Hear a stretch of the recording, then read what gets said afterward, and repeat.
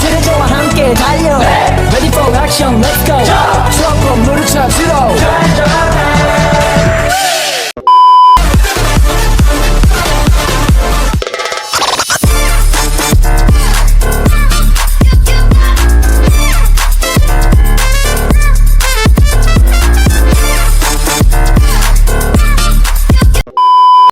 Assalamualaikum warahmatullahi wabarakatuh. Kami dari kelompok 3 akan membahas materi tentang perbedaan individual kecerdasan dan kepribadian. Baik, yang pertama yaitu latar belakang.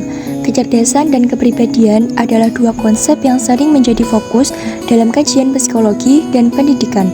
Kecerdasan secara umum diartikan sebagai kapasitas mental yang mencakup kemampuan untuk belajar, memahami, dan memecahkan masalah. Sementara itu, kepribadian mencerminkan karakteristik unik yang membedakan individu satu sama lain dalam hal perilaku, pemikiran, dan emosi. Materi yang pertama yaitu menjelaskan pengertian dari kecerdasan. Kata cerdas adalah kata yang biasa digunakan untuk menggambarkan tingkat kecerdasan seseorang. Ada beberapa pendapat yang berbeda mengenai definisi.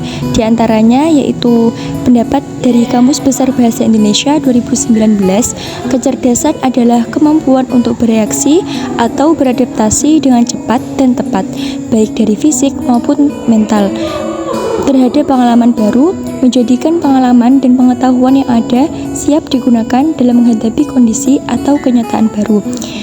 Definisi yang kedua yaitu dari Howard Gardner, kecerdasan adalah kemampuan untuk memecahkan masalah, memberikan jawaban yang benar, dan mempelajari hal-hal baru dengan cepat dan efisien.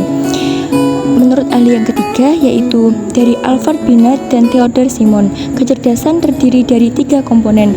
Yang pertama yaitu kemampuan mengarahkan pikiran dan atau tindakan. Yang kedua yaitu kemampuan merubah arah tindakan jika tindakan tersebut telah dilakukan. Yang ketiga yaitu kemampuan mengkritik diri sendiri. Yang kedua yaitu pengertian kepribadian. Ada beberapa pengertian menurut beberapa ahli, di antaranya yaitu menurut Gibson yang mendefinisikan bahwa kepribadian adalah himpunan karakteristik dan kecenderungan yang stabil serta menentukan sifat umum dan perbedaan dalam perilaku. Yang kedua menurut Allport dalam Gibson yang mendefinisikan bahwa kepribadian adalah organisasi yang dinamis di dalam masing-masing dan sistem-sistem psikofisik yang menentukan penyesuaian unik terhadap lingkungan. Dapat juga dikatakan bahwa kepribadian adalah total jumlah dari cara-cara dalam seseorang individu bereaksi dan berinteraksi dengan orang lain. Ada faktor yang mempengaruhi kepribadian. Yang pertama yaitu heredity atau keturunan bawaan, yaitu berkaitan dengan sosok fisik dan jenis kelamin. Yang kedua environment atau lingkungan, yaitu berkaitan dengan faktor budaya seperti berkaitan dengan norma-norma yang ada dalam kehidupan keluarga, agama, dan kelompok atau organisasi formal dan non-formal. Faktor sosial dan faktor situasi menekankan pada aspek yang berbeda pada pribadi seseorang. Materi selanjutnya yaitu interaksi antara kecerdasan dan kepribadian.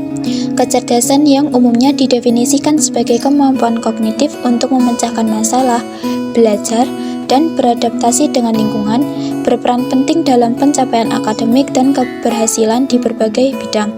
Kepribadian yang terdiri dari dimensi seperti ekstraversi, kesadaran, neurotisisme, keterbukaan, dan kesepakatan mempengaruhi bagaimana individu menggunakan kecerdasannya. Individu yang memiliki tingkat ekstraversi tinggi lebih mudah berinteraksi dengan orang lain. Namun sebaliknya, jika individu itu lebih introvert, mungkin memiliki kecenderungan untuk menghindari interaksi sosial. Baik, materi selanjutnya yaitu teori kecerdasan. Kecerdasan adalah kemampuan individu untuk berpikir secara logis, memecahkan masalah, serta memahami dan mengaplikasikan informasi dalam kehidupan sehari-hari. Teori kecerdasan majemuk oleh Howard Gardner mengemukakan bahwa kecerdasan tidak hanya terdiri dari satu dimensi saja, tetapi ada beberapa jenis kecerdasan yang berbeda, yaitu yang pertama, kecerdasan linguistik, yaitu kemampuan untuk menggunakan bahasa secara efektif. Yang kedua, kecerdasan logis matematis, yaitu kemampuan untuk berpikir logis dan menyelesaikan masalah matematis. Yang ketiga, kecerdasan spasial, kemampuan untuk memahami dan berinteraksi dengan ruang dan lingkungannya. Yang keempat, kecerdasan musikal, yaitu kemampuan untuk mengenali dan menciptakan pola suara dan musik. Yang kelima, kecerdasan kinestetik, yaitu kemampuan untuk menggunakan tubuh secara terampil. Yang keenam, yaitu kecerdasan interpersonal, yaitu kemampuan untuk memahami dan berinteraksi dengan orang lain. Dan yang terakhir, yang ketujuh, kecerdasan intrapersonal, yaitu kemampuan untuk memahami diri sendiri dan mengelola emosi. Selanjutnya yaitu teori kepribadian. Kepribadian mencakup pola-pola pikiran, perasaan, dan perilaku yang membedakan individu satu dengan yang lainnya. Beberapa teori yang membahas tentang kepribadian adalah teori 5 dimensi kepribadian.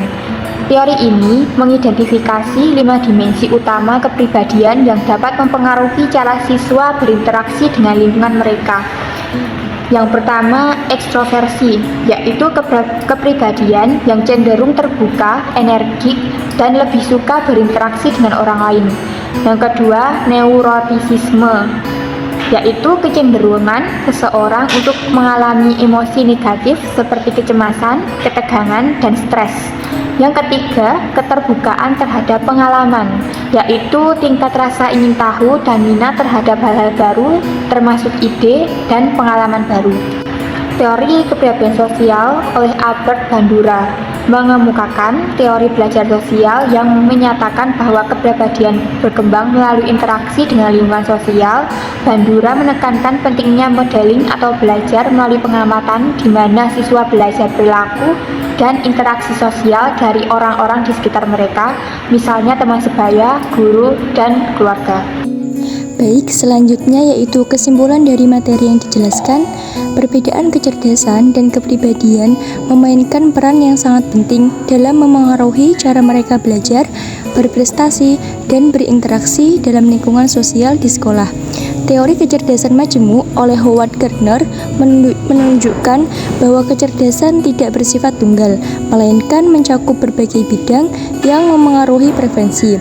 Di sisi lain, teori kepribadian Big Five menunjukkan bahwa dimensi kepribadian seperti ekstroversi, neurotisisme, dan keterbukaan terhadap pengalaman juga memengaruhi cara siswa beradaptasi dan berinteraksi dengan lingkungan sosial mereka di sekolah.